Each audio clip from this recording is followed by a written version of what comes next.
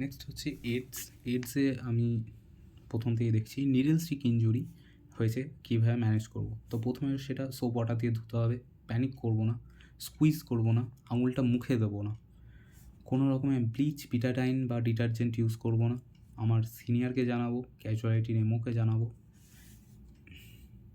তারপরে আমি এবার এক্সপোজার অনুসারে প্রোফাইল্যাক্সিস নেব। তো এক্সপোজার কোড কি? EC1, EC2, EC3। তো EC1 মানে হচ্ছে সুপারফিশিয়াল, হালকা ফুলকা কাট হয়েছে, সেখানে একটা লো ক্যালিবার নিডল, ছোটো নিডল দিয়ে হালকা কাট হয়েছে। EC2 হচ্ছে বড় নিডল দিয়ে কাট হয়েছে বা গ্লাভের থ্রুতে কাট হয়ে গেছে। আর EC3 হচ্ছে হাই ক্যালিবার নিডল দিয়ে কাট হয়ে গেছে ডাইরেক্ট, বা ব্লাড কন্টামিনেট আছে এমন কিছু দিয়ে টাচ করেছে। তাহলে মেন এটা হচ্ছে সুপারফিশিয়াল, ছোটো, এটা হচ্ছে সলিড নিডল একটু বড়, আর এটা হচ্ছে একদম লাস্টেরটা হচ্ছে হাই ক্যালিবার, ছোটো বড় ব্যাস। আর হচ্ছে সোর্স কোড SC1 যদি হয় হচ্ছে HIV পজিটিভ এবং লো ভাইরাল লোড, 2 মানে হচ্ছে হাই ভাইরাল লোড, দুজনেই HIV পজিটিভ, আরেকটা হচ্ছে আননোন। এবার আমি কাউন্সেলিং ফর পেপ করব, রিস্ক এবং বেনিফিট জানাবো, কনসেন্ট নেবো, পেপ ইজ নট ম্যান্ডেটারি, তো কনসেন্ট নিতে হবে। ওকে, ইম্পর্টেন্ট লাইন, কনসেন্ট নিয়ে তবেই করবো। এবার হচ্ছে পেপ আমি নেব কীরকম। পাতি কথা, সোর্স যদি নেগেটিভ বা নট রিস্কি হয় তাহলে পেপ লাগবে না, আমি পেপ বাঁচাবো। তো এরকম করে লিখবো, প্রথমে EC যেটা আছে অর্থাৎ এক্সপোজার কোড 1-1-2-2-3-3, তারপরে 1-2-1-2, এখানে 1, এখানে 2। ওকে, তো এক্সপোজার লেভেল যদি 1 হয়, প্রথম দুটো বেসিক, তারপরে এক্সপ্যান্ডেড বেসিক। মেন কথা হচ্ছে 2 অথবা 3 লেভেলে যদি এক্সপোজার হয় তবে আমি এক্সপ্যান্ডেড দেবো, আদারওয়াইজ আমি এক্সপ্যান্ডেড কিন্তু দেবো না। যদি আমার সোর্স আননোন হয় তাহলেও আমি বেসিক রেজিমেন দিয়ে ভালোবাসা দিয়ে ওকে ছেড়ে দেবো। বেসিক রেজিমেনে কী কী আছে? বেসিক রেজিমেনে আছে টিনোফোবির আর ল্যামিভুডিন। এক্সপ্যান্ডেডে কী আছে? টিনোফোবির, ল্যামিভুডিন আর রিতোনাভির বুস্টেড লোপিনাভির। ওকে, চাইল্ডের ক্ষেত্রে কী দেবো? জিরোভুডিন, ল্যামিভুডিন আর রিটোনাভির বুস্টেড লোপিনাভির। নেক্সট হচ্ছে আমাকে তারপরে স্টেপ কি? ডকুমেন্ট করতে হবে এবং ছুটি নিতে হবে। এক্সপার্ট ওপিনিয়ন দেবো যে আদৌ কখনো করানো পেপ দেবো কি না সেই নিয়ে।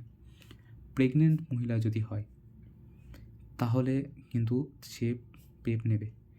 পেশেন্ট অন আর্ট যদি হয় তাহলে সেও কিন্তু পেপ নেবে। হেপাটাইটিস বি যদি হয় তার জন্য আমি সব পেশেন্টকেই, সবাইকেই ভ্যাকসিনেট হয়ে থাকতে হয়। যদি ভ্যাকসিন সে না নিয়ে থাকে তাহলে ফুল কোর্স করবো, যদি ইনকমপ্লিট নিয়ে থাকে তাহলেও ফুল কোর্স, অর্থাৎ যেদিন যাবে সেদিন, তারপরে 1 মাস পর, তারপরে 6 মাস পর, 3টের কোর্স। তারপরে হচ্ছে ভ্যাকসিন যদি 5 বছর আগে নিয়ে থাকে তাহলে বুস্টার দেবো। হেপাটাইটিস সি এর কোনো প্রোফাইল্যাক্সিস নেই, এবার আমাকে ফলো আপ করতে হবে কতদিন। 6 মাস পর আমি যদি দেখি যে ওর নেগেটিভ ল্যাব রেজাল্ট এসছে তাহলে হি ইজ অল রাইট। আমাকে কী কী জিনিসের জন্য লক্ষ্য থাকবে? ফিভার, আলসার, লিম্ফ অ্যাডিনোপ্যাথি, এগুলো। Expose person, breast feed, sex, pregnancy, blood donate, এগুলোও কিন্তু করবে না। এক্সপোজ পারসন এই জিনিসগুলো কখনও করবে না এই 6 মাস অন্তত। নেক্সট আমি চলে যাবো হার্টে। Highly active anti retroviral therapy. HAART দেবো কাদেরকে? যদি পেশেন্ট উইথ টিবি এবং HIV একসঙ্গে থাকে, HIVর সঙ্গে HBV থাকে, প্রেগনেন্ট হয়, বাচ্চাদের হয়। হিস্ট্রি নেব, ফিজিক্যাল এক্সামিনেশন করবো, রুটিন টেস্ট করবো, CD4 কাউন্ট করবো, ভাইরাল লোড দেখবো। তারপরে পেশেন্ট উইথ হেলা বি স্টার যদি থাকে তাদের ক্ষেত্রেও আমি এই জিনিসটা দেবো। VDRL, ম্যানটক্স, এইগুলো সব চেক করে নেবো। রেজিমেন্ট কি? 2টো NRTIয়ের সঙ্গে একটা NNRTI এবং PI দেবো। বাচ্চাদের ক্ষেত্রে জিরোভুডিন, ল্যামিভুডিন, লোপিনাভির, রিতোনাভির। বড়দের ক্ষেত্রে LRT, টিনোভোভির, ল্যামিভুডিন, রিতোনাভির, বুস্টেড লোপিনাভির, অর্থাৎ যেটা অলরেডি বললাম, বা ল্যামিভুডিন, অ্যাবাকাভির, টেগলুটামির। সাইড এফেক্ট কী? NRTI যেটা আছে সেখানে ল্যাকটিক অ্যাসিডোসিস হয়, লিভারের সমস্যা হয়। NNRTIতেও লিভারের সমস্যা হয়। আর PI যেটা আছে সেটাতে ড্রাগ ইন্টারাকশন হয়, প্রোটিনেস ইনহিবিটার। এবার আমার কী আছে? মনিটর করতে হবে। মনিটর করার জন্যে আমি 6 মাস পর দেখব আমি কোনো ভাইরাল ডিএনএ আমার আরএনএ পাওয়ার কথা নয় এবং ইমিউনিটিটা বৃদ্ধি পাওয়ার কথা অ্যাকর্ডিং টু ঠিকঠাক। এবার টাইপ অফ এইচআইভি কী? দুটো টাইপ আছে, 1 এবং 2। ইন্ডিয়াতে পাওয়া যায় HIV-1C, একটাই বেশি মানে প্রমিনেন্ট। ওকে, নেক্সট হচ্ছে প্রি এক্সপোজার প্রোফাইল্যাক্সিস। এটা হচ্ছে ডেলি এফটিসি নেওয়া হয় ফর হাই রিস্ক পেশেন্ট। এবার আসছি আমি অপরচুনিস্টিক ইনফেকশনে।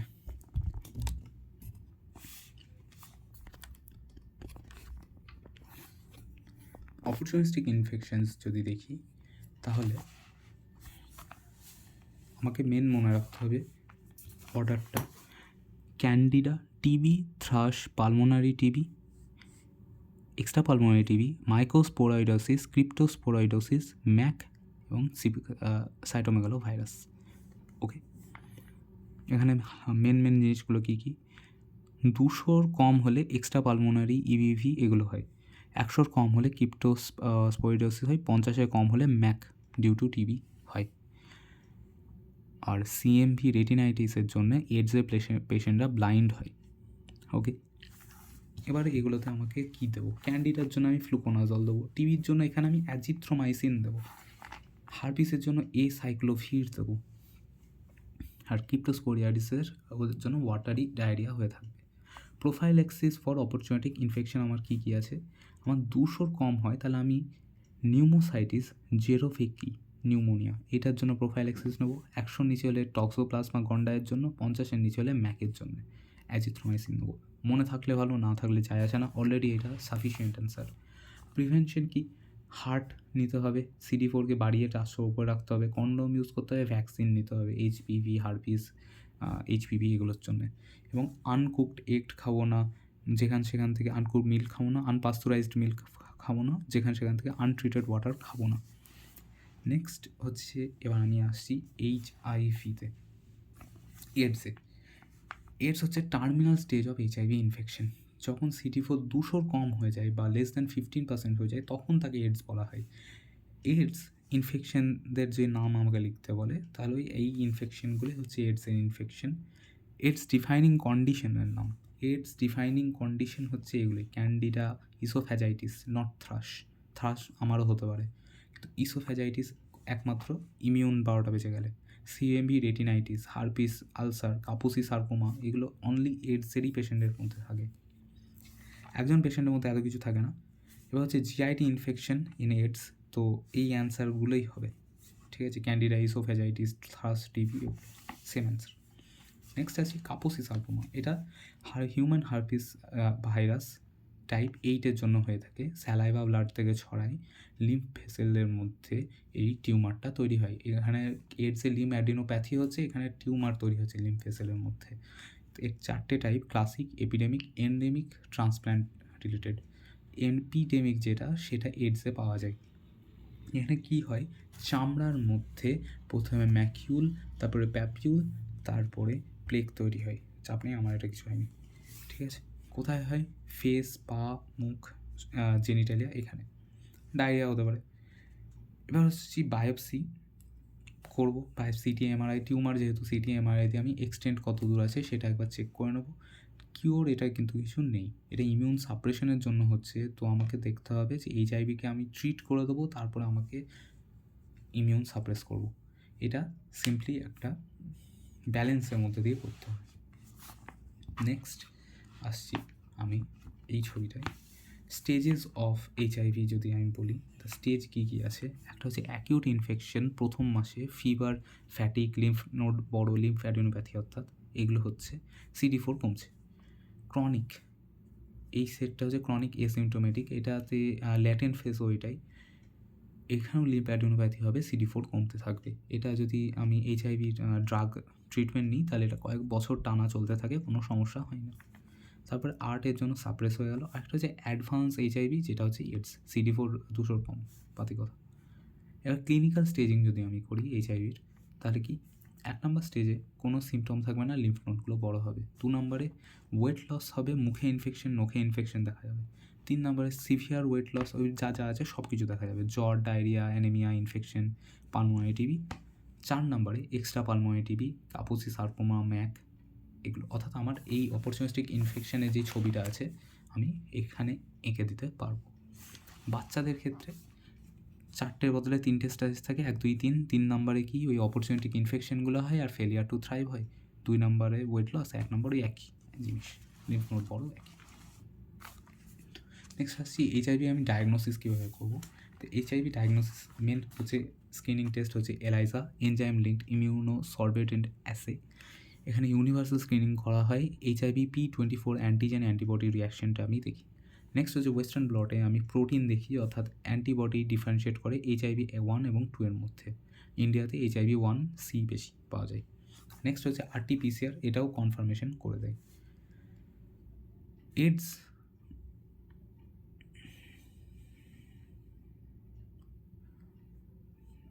মার্কার কী কী আছে, মার্কার CD4 ইমিউন সিস্টেমের মার্কার করে, ভাইরাল আরএনএটা ভাইরাল লোডটাকে আমাকে বলে।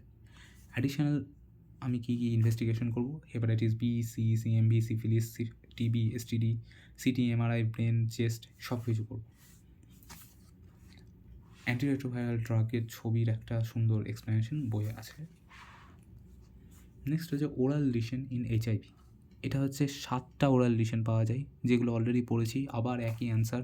Oral candidiasis, Kaposi sarcoma, non Hodgkin lymphoma, necrotizing ulcerative, gingivitis, এগুলো সিএমপি, এইচপিভি, স্ক্রিপ্টোকক্কাস, এগুলো আমি যদি দেখি তাহলে আমার সিগনিফিকেন্স কি, সাসপিশন পর এইচআইভি বাড়ায়, আর্লি ডায়াগনোসিস অফ এইচআইভি হয়, অপরচুনিটিক ইনফেকশনের আইডিয়া আমি পাই, এবং ভ্যাকসিন ট্রায়ালের এটাই স্টার্টিং এবং এন্ডিং পয়েন্ট, অর্থাৎ মুখের মধ্যেই ভ্যাকসিন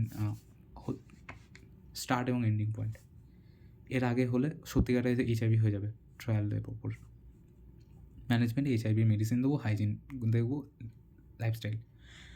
ডায়রিয়া ইন এইচআইভি, এটা কমন, কজ হচ্ছে অনেক রকম, মাইক্রোস্পোরয়েডোসিস, ক্রিপ্টোস্পোরয়েডোসিস, সিএমপি, হার্পিস, এগুলো। সাইড এফেক্ট অফ হার্ট, এগুলো। ইনভেস্টিগেশন কি, routine investigation, stool investigation for cyst culture, CD4 count, viral load count, colonoscopy.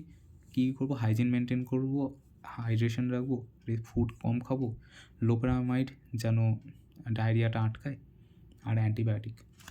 Okay, next এই কোয়েশ্চেনটা এখন অবধি আসেনি, সেটা হচ্ছে Irish, immune reconstitution inflammatory syndrome. এখানে কি হচ্ছে, প্রথমে এডসের জন্য গোটা জিনিসটা, আমার ইমিউন রেসপন্সটা এইচআইভির জন্য কমে যাচ্ছে, তারপরে আমি ট্রিটমেন্ট দিচ্ছি ওকে, আর ওকে ট্রিটমেন্ট দেওয়ার ফলে আবার ওটা বেড়ে যাচ্ছে। এবার এই বেড়ে যাওয়ার সময় কি হচ্ছে, এক্সাজারেটেড ইমিউন রেসপন্স তৈরি হচ্ছে আর্টের ফলে। কীরকম, একটা হচ্ছে অলরেডি যে ইনফেকশনগুলো আছে সেইগুলোর ওপরে ও অ্যাকশন নিতে লাগছে, সাবক্লিনিক্যাল। আরেকটা হচ্ছে আনমাস্কিং, অর্থাৎ সাবক্লিনিক্যাল লেভেলে যেই ব্যাকটেরিয়াগুলো প্রেজেন্ট আছে তাদের এগেনস্টে অনেক রিয়াকশন দিতে লাগছে। তো এই দুটো জিনিস আর্ট শুরু করার 2 সপ্তাহ থেকে 2 মাসের মধ্যে হয়ে থাকে। কখন হয় রিস্ক ফ্যাক্টর, যখন এটা কমছে, এটা কমতে কমতে 50-এর কাছাকাছি চলে এলো, 50, তারপরে ফট করে আবার যখন বাড়িয়ে দিলাম তখন এই জিনিসটা দেখা যায়, এই রেসপন্সটা। তাহলে ম্যানেজমেন্ট কি, প্রথমে ART আমি কন্টিনিউ করতে থাকবো, ঠিক আছে, কতক্ষণ, যদি না আইরিস লাইফ থ্রেটনিং হয় তখন তো থামাতেই হবে। তারপর এই যে অপরচুনিটি ইনফেকশনগুলো আছে সেগুলোকে আমি ট্রিট করব, যেমন টিবির জন্য অ্যাজিথ্রোমাইসিন দেবো, তারপর প্রেডনিসোলোন, স্টেরয়েড, এগুলো দিতে পারি। তাই আমার চেষ্টা কি থাকবে, আমি আর্ট শুরু করে দেবো 50 হওয়ার আগেই, এটাই আমার চেষ্টা থাকবে। That's it, entire finished, entire HIV.